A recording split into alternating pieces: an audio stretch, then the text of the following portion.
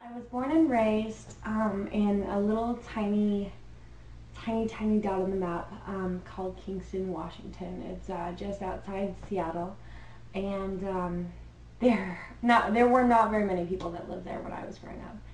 Very small town, and after that, I went to high school on Bainbridge Island, and I've lived all around Seattle, the Seattle area. My whole family's up there still. So I am from the rainy state. I originally was shooting in Florida.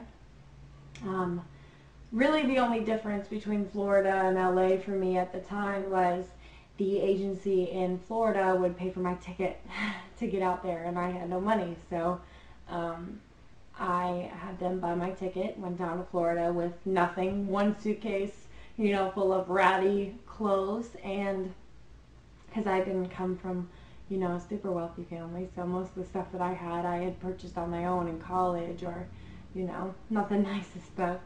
So I went down to Florida and started shooting down there. Met a director out there, one of my first shoots, and he looked at me and was like, "You're gonna be a big star. You need to go to LA." And I was like, I am a big star. And I kind of got up my gumption, packed up my one little suitcase, and flew myself over here with the little money that I did have, and started my career out here. It's been 2 years now. My best experience in the movie. There are some things that I feel like I could never do, and anytime I trump one of those ideas, I tell myself, you could never fit a dick that big in your ass. You could never be comfortable enough. You could never crave it enough. Even if you did, you wouldn't love it. You'd hate it. You know what?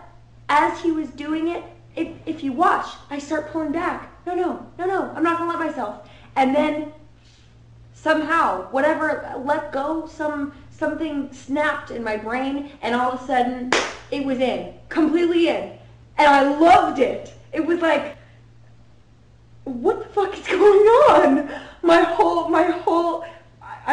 I fit it? Okay, first I fit it, then I love it, and then he's fucking me hard. He gave it to me. It was not a pussy. There was no like, I'm gonna hold back and I know that you haven't had a dick this big. It was, no, you're gonna take it and you're gonna love it. And I did, and my whole body was shaking and I couldn't breathe. And I think at one point I was drooling on myself. It was, at that moment I knew that I had really experienced something that I never thought I would ever experience in my life. I had dicks in my ass, nothing that big and nothing that intense.